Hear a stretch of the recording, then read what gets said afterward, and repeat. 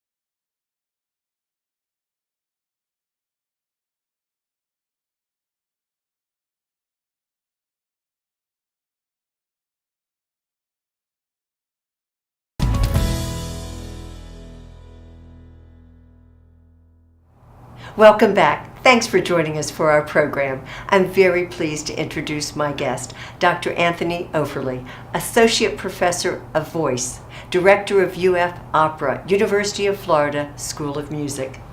And Tony, it's wonderful to have you here. It's always a pleasure to be with you, Eileen. Well, you have so much that you're looking forward to.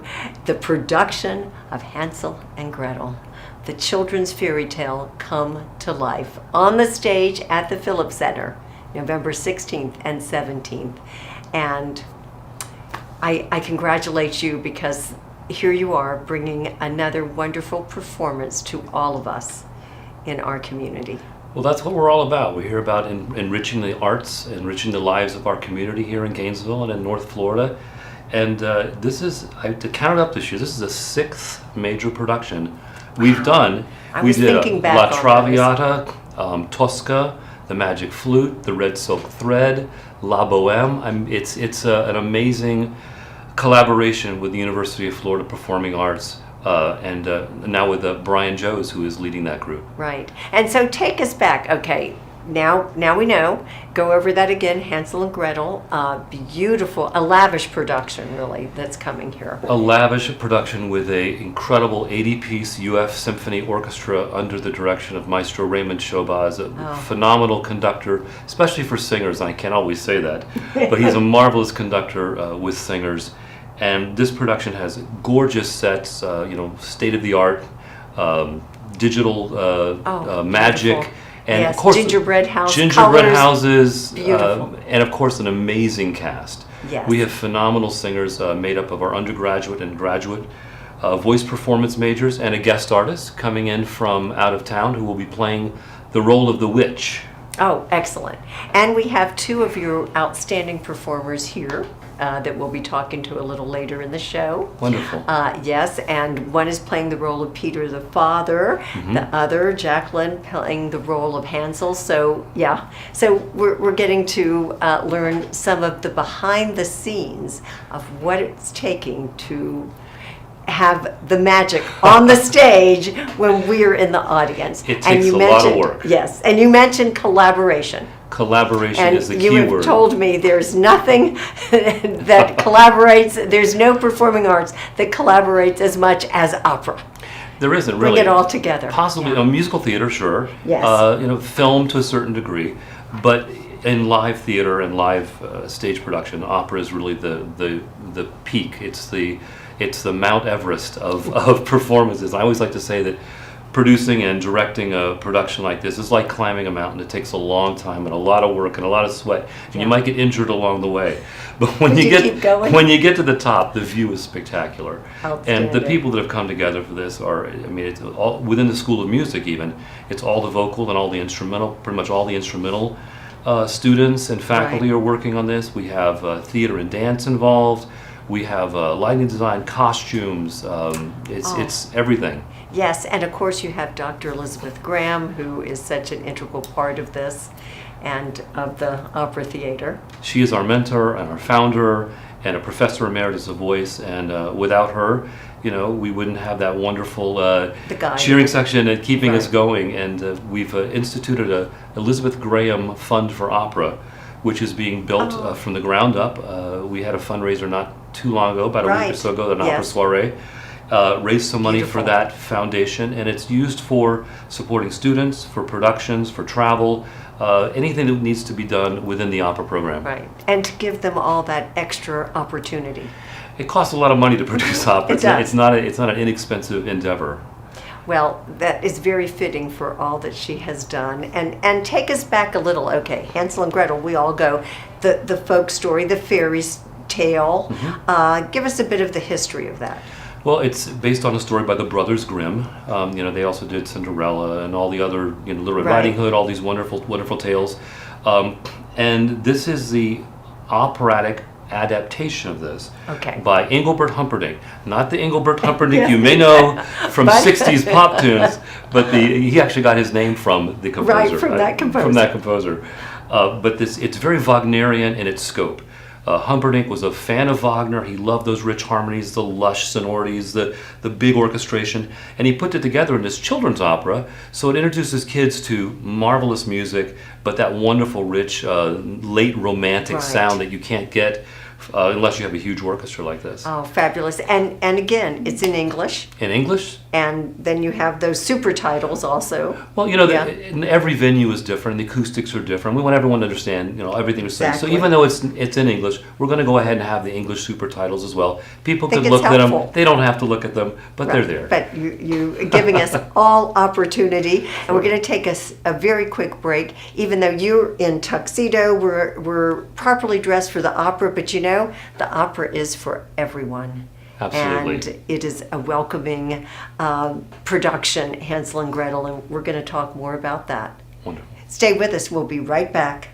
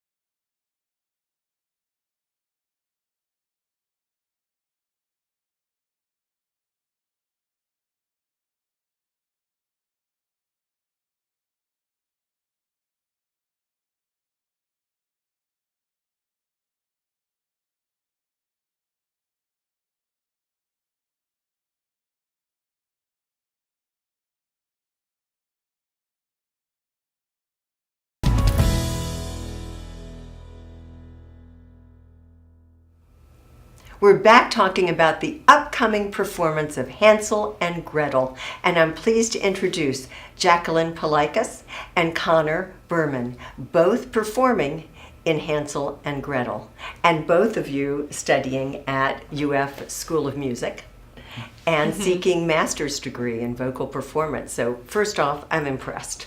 Thank you. Because that is quite an accomplishment. And so, Jacqueline, what role will you be performing? I have the pleasure of singing Hansel, and yes, I know he's a boy and I'm a girl. It's a trouser role. Well, but that's not unusual, is it? If you look back in performances, Shakespeare's time, even non-opera. So that's... Yeah, there's a lot of pantser roles. It's one of many in a long tradition, which is really exciting. Yes, yes. And just think how much more comfortable you are. I know, I get to wear pants I know, on that's stage. what I mean. And Connor, what about you? And then I am singing Peter the Father. Okay, excellent. So tell me a little bit about yourselves and have you always loved to sing an opera? Connor, what about you in your past and growing up? So I actually grew up with my great-grandparents. I was exposed to opera at a very, very young age. I was actually in my first one in 5th grade. I was in La Boheme, one of the children who run through the streets singing about their version of Santa Claus.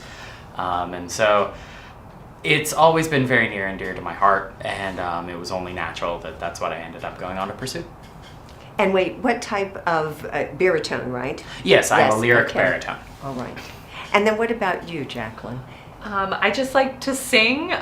It kind of happened accidentally. I auditioned for a performing arts high school when I was 13 in Norfolk, Virginia. And I was accepted and decided to go for it. At the time, I wanted to be in the musical theater department. I didn't know what opera was, and then I got introduced to the singer Maria Callas, and I just fell in love with it and how commanding she was on stage and the stories. I've always wanted to be a storyteller, and I think that's what opera allows me to do. You're right, telling the story. And in this case, the story of Hansel and Gretel. And, you know, as Tony was telling us, it's been like 2 years in the making to even, when he first had conversation about Hansel and Gretel. And how long did it start for each of you in preparation? Or how did this all come about for you, Connor? To sing this role and to get here at UF? So I actually was... kind of discovered back in the spring. I was actually living in Gainesville already, and a friend of mine called me up saying, hey, I'm singing with Dr. Offerle, and he's currently looking for a baritone to sing this role, and ended up singing for Dr. Elizabeth Graham, our head of voice, and within less than a week was accepted into the university. It was a very whirlwind kind of thing that occurred. The following week, there was a meeting with all of the cast. That's where I first met Jackie. Yeah, we were like, who is this guy? I was some random guy, yes. Where's he showing up from? And we were given our music, told to learn it before the beginning of school in the fall, and here we are now. Here you are now. And it's coming up in a few weeks. Yes. And what about you, Jackie? So I knew they were doing Hansel and Gretel when I came down and auditioned, which was kind of similar. It was in about a week. I had actually been rejected from all of the grad schools I applied to my senior year of undergrad. Because you just needed to come here. Yes, it was a sign. And so one of my favorite professors back home made a couple phone calls, and so I flew down to the University of Florida the week before I graduated. Sang for Dr. Graham and Dr. Offerle, and then when I was getting on my plane to go back to Virginia, I got the acceptance letter and everything. I think I was sobbing on the plane. With joy. Mm-hmm. And wait, you have sung the role of Hansel before. Yes, I actually sang it for the first time when I was 17 at the Governor's School for the Arts. And I loved singing it then, and I was really excited that they were going to be doing Hansel and Gretel when I came down and they told me. And I know people are like, oh, do you want to sing the same role again? I was like, I'd love to come back to it. It's just, Hansel's such a joyful character. He's kind of awkward and boyish, and those are things that I don't really get to explore on a daily basis. So it's, as you said, it's telling a story through song with your wonderful voices. And we are going to take just a quick break. Stay with us. We'll be right back.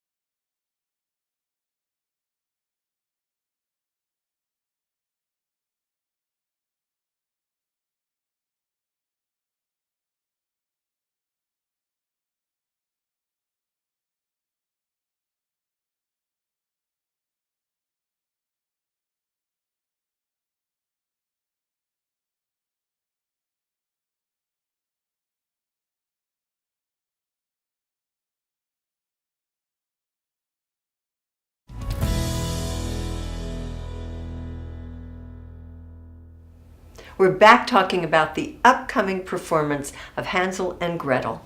And I'm excited, looking forward to this performance, but you have been working towards this for quite some time. So tell me about this rehearsal schedule. And how did it all get started, Connor? Of course. So we started rehearsing back at the beginning of the school year in August. We rehearse 3 times a week, Monday, Wednesday evening, and on Friday. That being said, not all of us are called every single day. Right. I get called much less frequently than Jackie. I'm there pretty much every rehearsal. Hansel and the trousers. You're on. Yep. There's one scene where I'm not there, and so I don't really get to see Connor because that's his scene. Yes, Okay, yeah. my So it scene doesn't during interact, Act yes. 1. Well, the story is based on the folklore fairy tale from Germany so many years ago, Brothers Grimm. The story is enchanting. And I'm excited to see the gingerbread house made up of candy. Our set that we have acquired is beautiful. I don't know if you will have a picture available of it, but it is truly gorgeous. It's stunning.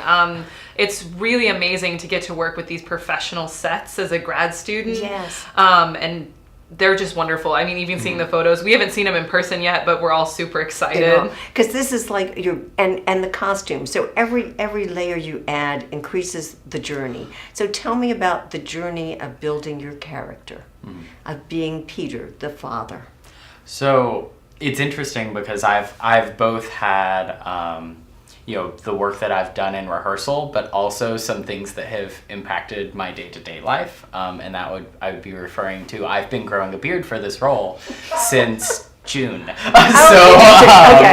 So It's looking okay. So that's, it's coming Yeah. nicely. I'm very pleased. But while developing the father, working alongside Lauren LaRufa, who is playing the mother alongside me, it's been wonderful getting to work through our staging and really deciding, how does this couple interact? How do they interact with their children, and so on and so forth. It's been a really great process. And how about for you, Jackie? So it's a little different because I'm also playing a boy, so it's Right. getting into that mindset. And for me, it's also the physicality. Like boys, they sit differently. He's also differently, 8 years yeah. old. He's a child. Yeah. And it's also really nice because since I did this when I was in high school, I'm revisiting it. And I think 17-year-old me was closer to that boyish energy than maybe 23-year-old me. Right. And it's just thinking, I'm trying not to play him as a cartoon character, which I think sometimes people do. Just because I he's understand. a kid and he's a little awkward doesn't mean that he's a caricature of Hansel or anything like that. Well, and that's a good point because when we are sitting in the audience, yes, we want to be part of the imagination of this whole show and have it ring true. So the way that you're portraying Hansel, that would make a difference. It needs to speak to us, the audience. Yes, and I think just being able to portray his fears as realistically, they're lost in a forest. That's very scary. There's some scary parts of this show. Yeah. But, He kind of wants to be brave for his sister, which I think is a really admirable thing to do. I have a younger sister too, so it's easy for me to tap into that. Right. And then you do have a visiting artist who will be the witch. So you have to sort of perform without that person, and then that person is there. So that takes a little bit of Yes, and then also for our school performances, Kyle Cortez, one of our fellow students, is also playing the witch. So it's interesting because playing between what will be a female witch and a male witch, which is common in that role. Right, and we are almost out of time, but you mentioned the performances that will be Thursday, November 15th for young audiences in Alachua County. The public schools will be coming. How do you feel about that, thinking back to your own selves and how important performance was and is? I think it's just really important for kids to get the exposure, and I'm really happy that we're doing it in English, because I think for so many people that foreign language is kind of a barrier and it turns them off of opera immediately, but we take that away and it's a familiar story. It's going to be in English. It's going to be about children, and they're even going to have kids come into the third act from Oak Hall School. Right. And so I just think it's so important for kids to get this exposure. I know I did, and that's why I'm pursuing opera today. And just quickly, for the future, what are you looking forward to? So I have one more degree to get, going for my doctorate, and then I hope to have a long and prosperous performing career, and then eventually teach at the university level. Well done. I think you will. And what about you, Jackie? I'm currently sending out applications and auditions for young artist programs and summer programs this coming year, and so I'll keep everybody posted. Still waiting to Yes. hear back, but I'm excited for this next step. And I applaud you both and look Thank forward to you. seeing you perform in Hansel and Gretel. Stay with us. We'll be right back.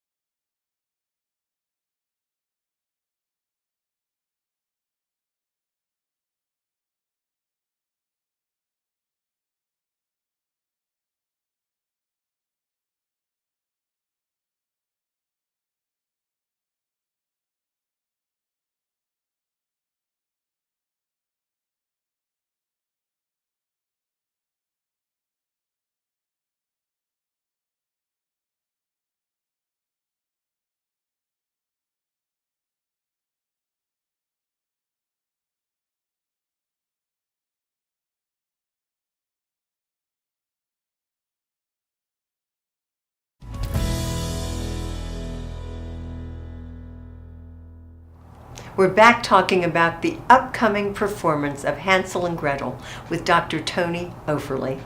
And Tony, Connor, Jackie, everybody working so hard to make this opera come to life, this children's fairy tale, because really opera is for everyone. It is. I mean, you don't have to wear a tuxedo to come to the opera. No. I happen to be Zapfix. I'm just coming from a concert. Yes. But people wear jeans to the opera. They come in relaxed clothes. They have a good time. Even though the Phillips Center is a beautiful, elegant venue, people come Right. as they are, and opera is for everyone, especially this opera, Hansel and Yes. Gretel. What better way to introduce children to live theater on stage than Hansel and Gretel?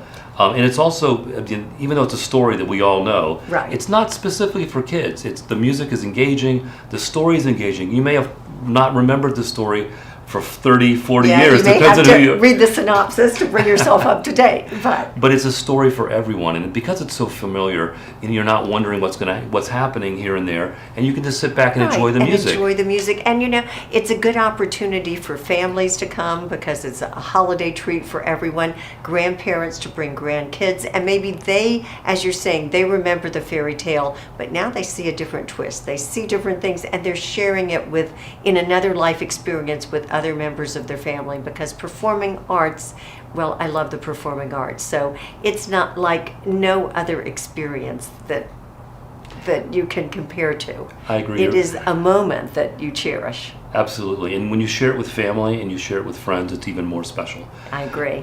And UF Opera is making a commitment to share it with children. Absolutely. Tell us. We've always been, ever since the opera began, and founded by Dr. Elizabeth Graham, and even as I came in 2004, we've had a commitment to outreach, and especially here in Alachua County, we've done dozens and dozens and dozens of performances in the elementary schools.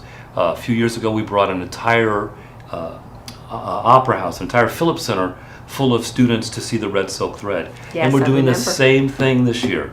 We've managed to find a donor who was willing to help fund this performance, and we're bringing wonderful. in free of charge busloads and busloads of Alachua County school children, 4th and 5th graders, to enjoy a free performance on Thursday morning, November 15th Right. at the Phillips Center. We cannot be more Oh. excited to share this beautiful music with these young people. It's the perfect opportunity. And yes, you can think that throughout Alachua County Public Schools, there'll be some children who've been to the Phillips Center, but there'll be more that have never been through the doors of the Performing Arts Center, this is magic. It is a moment of magic for many of those students, and it is an important door that you're opening. There's nothing more important than what we do than to introduce young people to what the arts can offer them, not only in entertainment, but also the career choices that are in the arts. It's not just for people who perform, it's for people who work within the arts. It's a Oh, multi-million yes. dollar, billion-dollar industry.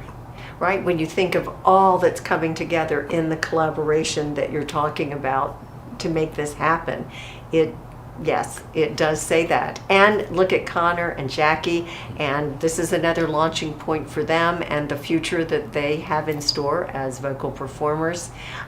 First, I congratulate you for the whole opera theater program and how it has flourished. We've come a long way. We've come a long way from that you first have. year of opera scenes up through our first big production with La Traviata. And of course, we keep moving ahead. We keep moving the bar farther and farther down the road because Yes. we want to keep excelling. And our dean, who has retired, Dean Lucinda Lavelli, she was such a proponent of opera, and our new dean, definitely Zuzu, part yes, of you. absolutely. She's excited. She was at the fundraiser the other night, and it was great to see her getting a chance to Interact. with Yes, all of our yes. patrons and see how excited everyone is about this amazing event that's coming up this year. And tell us one more time when it's going to be, November 16th and 17th, Friday and Saturday nights. 7:30, Yes, 7:30 p.m. at the Phillips Center for the Performing Arts. Yes, and we've made available, just call for tickets. The point is, be there, be in the audience when the curtain goes up. And You don't want to miss enjoy- this one. You don't. And thank you for making the magic come alive for Hansel and Gretel, for all of us. We appreciate you, Tony, and everyone at the Opera Theater. Thank you. Thank you. And I hope I will see you in the audience for the production of Hansel and Gretel. I'm so glad that you tuned in, and I hope you join us next week. Take care.